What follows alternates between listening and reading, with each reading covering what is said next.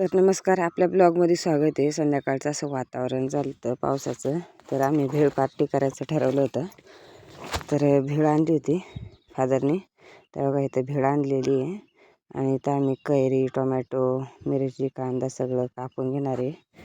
आई सगळं कापून मुलांना देणार होती. मुलं पण खूप एन्जॉय करणार होते, कारण आंब्याच्या झाडाखाली बसून आम्ही पार्टी करणार होतो. तर भेळीचे वेगवेगळे प्रकार असतात. तर आम्हाला आमच्या पट्ट्यात जी भेळ भेटते ती आम्ही भेळ आणली होती, म्हणजे सांगितली होती ती भेळ आणली होती. इथं कैरी कापून घेतली होती आणि टोमॅटो होता, कांदा होता, मिरची होती, फक्त कोथिंबीर नव्हती. कोथिंबीर असल्यावर छान लागतं. चाट मसाला पण पाहिजे होता, पण नव्हता आमच्याकडे अवेलेबल. तर आम्ही त्याच्यात ॲडजस्ट केलं आणि सगळे इथं बसून आहे ना मस्त हे कापून साहित्य ठेवलं आणि एका ह्याच्यात कांदा सगळं ते मिक्स करणार होतो आणि जे बिन कांद्याचं होते ते मुलांना एक पुडी देणार होतो. तर पावसाचं वातावरण होतं ना, म्हणून आम्ही हा प्लॅन केला. तर घरात बसून खाण्यापेक्षा आम्ही ते बाहेरच हे केलं. तर आईने हे सगळं कालवलं आणि मुलं खूप खुश होती, कारण भेळ खायला भेटणार होती. आणि रानात खायची खूप मजा वेगळी असते. चाट मसाला पाहिजे होता, म्हणजे जरा, आणि कोथिंबीर पण नव्हतं.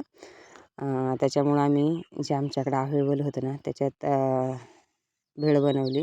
हे बघा, तिकडं कांदा, टमाटर, कैरी बिरी घालून सगळी बनवली.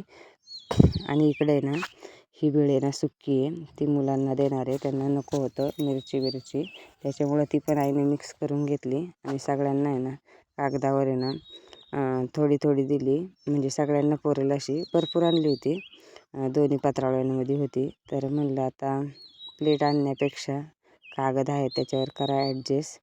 आणि पाण्याची बाटली पण आणली होती. तर बघू शकता, गावाकडे तुम्ही अशी पण छोट्या मोठ्या पार्ट्या करत जा, मुलांना पण आनंद मिळतो आणि खूप छान वाटतं आणि आपल्याला पण भारी वाटतं. आपण पण काय रोज रोज असं करत नाही, कधीतरी केलं तर त्या गोष्टीचा आनंद भेटतो. आणि अशा गोष्टी करणं गरजेचं असतं. मुलांना पण आनंद या गोष्टीतनं मिळतो, की आम्ही गावाला पण जाऊन खूप एन्जॉय केला. काही गोष्टी लक्षात पण राहतात त्यांच्या. नाहीतर आलं आणि नुसतंच खाऊन गेलं असं नाही, पण रानात पण पार्ट्या केल्या पाहिजेत, भारी वाटतं. तर असेच आपले ब्लॉग रोज येत जातील. तर आपल्या चॅनलला सबस्क्राईब करा, लाईक करा, शेअर करा. हे बघा, सगळी गोळा झालेत, बसलेत. तर याच्यातले मेंबर कमी झालेत, भरपूर मेंबर होते. तर आता त्याच्यातले पण कमी कमी मेंबर होत जातील. आम्ही पण आता मुंबईला जाणार आहे. बघा, इथं पण मी नाही भेळ बसून खात होतो. खूप छान झाली होती भेळ, त्याच्यात कोथिंबीर पाहिजे होते. मग इकडं आम्ही फोटो सेशन करून घेतलं, सगळ्यांचे फोटो काढले.